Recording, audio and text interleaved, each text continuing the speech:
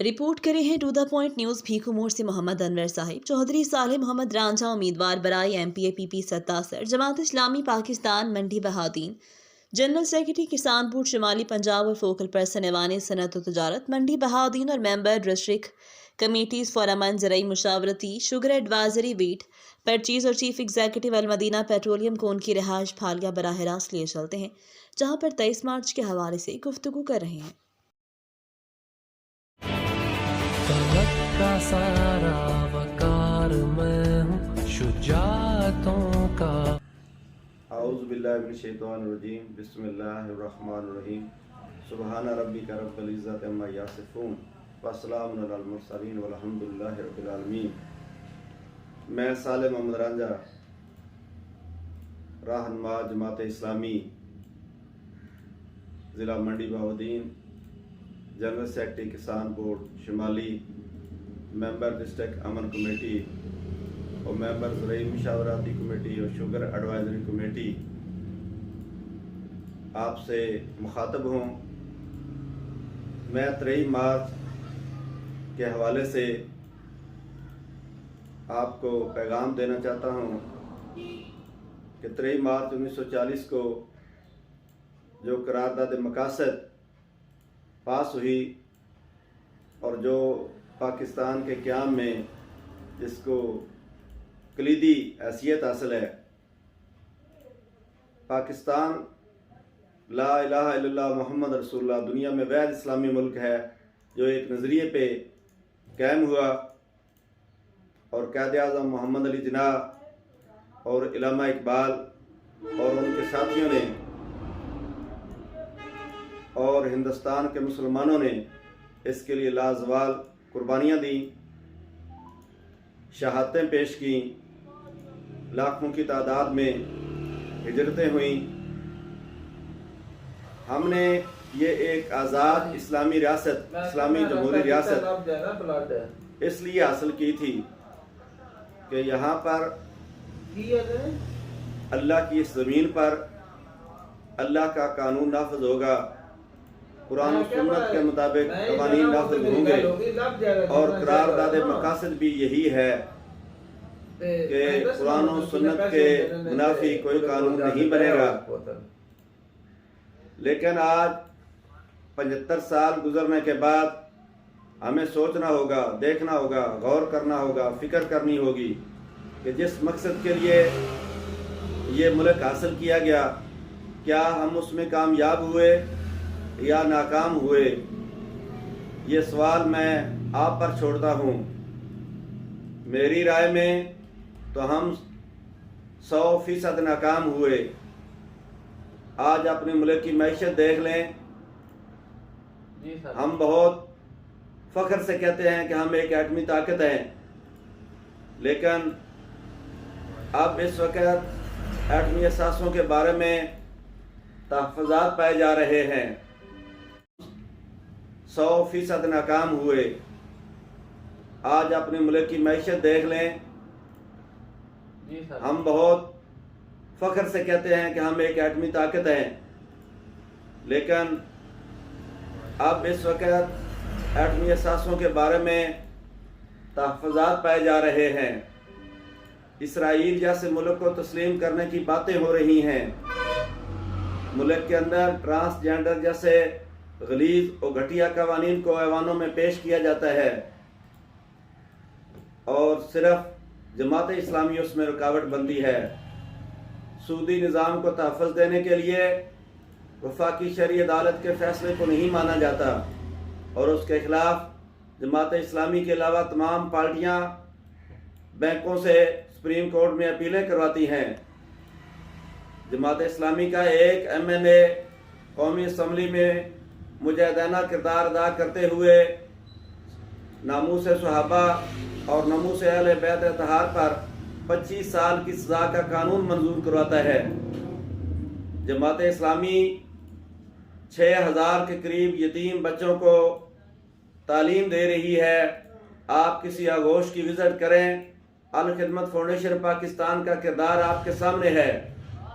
मेरे ख्याल में या मेरी इतलात के मुताबिक दुनिया में 7वें नंबर पर और एशिया में पहले नंबर पर فلاحی تنظیم ہے، اور اس جو آفات ہیں اس پر الخدمت فاؤنڈیشن پر پوری دنیا میں جو اعتماد ہوا اور لوگوں نے اپنی دولت جس طرح جمع کرائی، اس بات کا اظہار ہے کہ لوگوں کو یقین ہے کہ جماعت اسلامی کی قیادت ایماندار ہے، امانت دار ہے، دیانتدار ہے اور دیندار ہے۔ تو میرے دوستوں، بھائیوں، بہنوں، بزرگوں، ماؤں، بیٹیوں، جوانوں، میں آپ سے یہ پوچھنا چاہتا ہوں کہ 75 سالوں میں آپ نے تمام سیاسی جماعتوں کو آزمایا ہے۔ اب یہ ہمارا ملک اس وقت بے روزگاری کو، ماؤں، بیٹیوں، جوانوں، میں آپ سے یہ پوچھنا چاہتا ہوں کہ 75 سالوں میں آپ نے تمام سیاسی جماعتوں کو آزمایا ہے۔ اب یہ ہمارا ملک اس وقت بے روزگاری، بد امنی، مہنگائی عروج پر ہے، تو ایک دفعہ جماعت اسلامی کو بھی آزمائیں اور پاکستان جس مقصد کے لیے حاصل کیا گیا تھا اس کے مطابق اپنے ووٹ کا استعمال کریں، کیونکہ مسائل کا حل صرف اور صرف جماعت اسلامی ہے۔ جماعت اسلامی کا ماضی آپ کے سامنے ہے، جس کی قیادت کے بارے میں سپریم کورٹ کہہ چکی ہے کہ اگر کسی ایماندار شخص کا آئین کی دفعہ 62-63 کے تحت انتخاب کیا گیا تو ایک ہی آدمی بچے گا، جس کا نام محترم سراج الحق صاحب ہے۔ تو یہ ابھی الیکشن کا سال ہے، اس الیکشن میں یہ لوگ جو وراثتی موروثی سیاستدان ہیں، جو لوٹا کریسی کے مہر ہیں، جو جاگیردار اور سرمایہ دار ہیں، اور جو ہمیں ہمیشہ کے لیے پاکستان سے پہلے بھی انگریزوں کے وفادار تھے، ان سے مراد لیں، اور پاکستان بننے کے بعد ہمیں اور ہمارے بچوں کو غلام رکھنا چاہتے ہیں، اور ان کے بچے بھی ہمیں غلام دیکھنا چاہتے ہیں، غلام رکھنا چاہتے ہیں، اور ایسی ایسی کہانیاں، اور ان کے جو اپنا سفیر ہیں انہوں نے چھوڑے ہوئے ہیں، جو ان کی تعریفوں کے میں خوش آمدوں میں سب کچھ بھول جاتے ہیں۔ ان کے ذریعے، تھانوں کے ذریعے، پٹواریوں کے ذریعے، سیکٹریوں کے ذریعے انہوں نے ہم کو غلام بنایا ہوا ہے۔ ان سے ہم کو آزادی حاصل کرنا ہوگی۔ ووٹ ایک شہادت ہے، امانت ہے، یہ ایک مختار نامہ ہے، تو اس کو سوچ سمجھ کر اپنے ایمان اور ضمیر کی آواز پر دیں۔ نیک و صالح قیادت کو دیں، نیک و صالح حکمران آئیں گے تو یہ ملک ترقی کرے گا، ملک میں خوشحالی آئے گی۔ اس کے علاوہ آپ جتنے مرضی نظام آزما لیں، کبھی بھی خوشحالی بھی نہیں آ سکتی، ترقی بھی نہیں آ سکتی، اور امن بھی نہیں آ سکتا۔ اور جو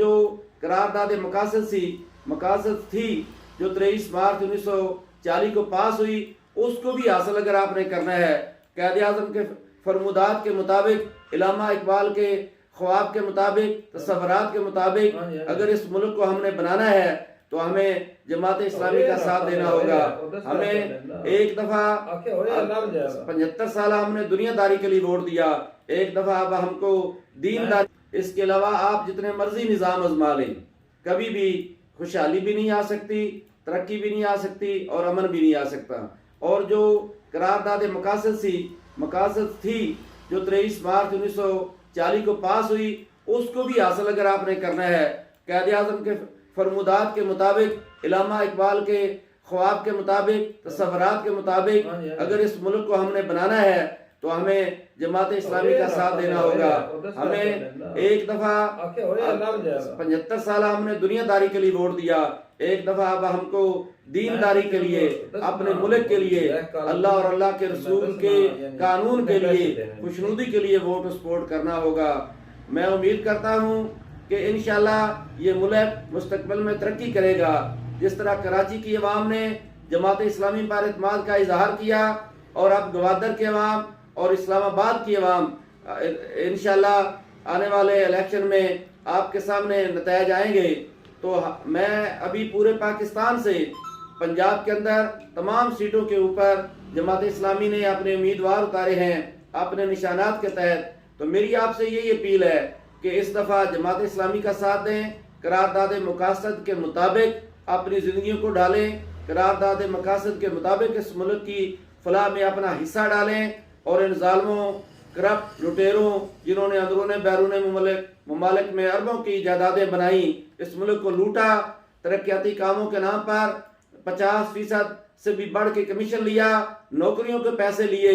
اور اب پھر یہ جو ابھی الیکشن آئے گا اس میں یہ مداریوں کی طرح ڈگڈگی بجا کے آپ کو دھوکہ دیں گے۔ تو امید ہے کہ اب عوام میں شعور آ چکا ہے، اور یہ تمام جو پارٹیاں سوائے جماعت اسلامی کے، ان کا منشور ایک ہی ہے، ان کا مقصد ایک ہی ہے، یہ کسی بھی صورت میں اس ملک کے اندر اسلامی قانون کو نافذ نہیں کرنا چاہتی، نہ ہونے دینا چاہتی ہیں، اور بین الاقوامی ایجنڈا بھی یہی ہے۔ میں اس اپیل کے ساتھ کہ ایک تو میں اس موقع پر